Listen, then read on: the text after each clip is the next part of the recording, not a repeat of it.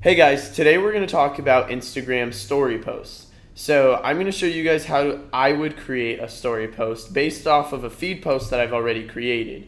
So in the last video, I showed you guys how to make a native looking feed post for Instagram. So now I'm going to show you how to make a story post for your Instagram ad. So I have a really simple technique. Basically what I do is I go to Instagram and then I swipe over to the left to where I'm in the story part and go to my photos, and then I'm going to grab that ad that I already used for feed post and then just zoom out.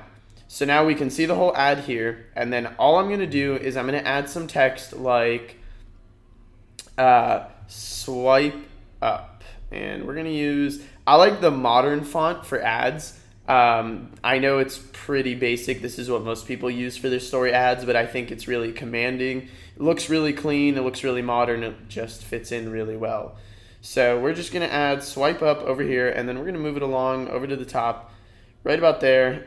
You can always play around with this. Like, this is definitely somewhere where you're going to want to play around.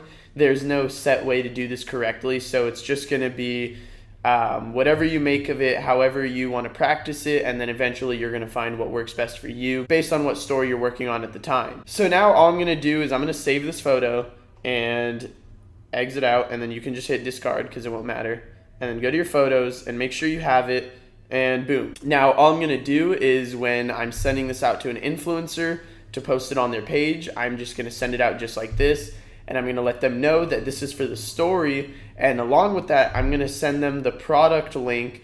So as soon as someone swipes up, it'll link them directly to our product rather than linking them to the overall store. Since this is a product specific ad, we want it to just go straight to the product. So that way it's as few steps as possible and they can get right to purchasing your product. So in the next portion of the Instagram week, I'll be showing you guys actually how to run your ad.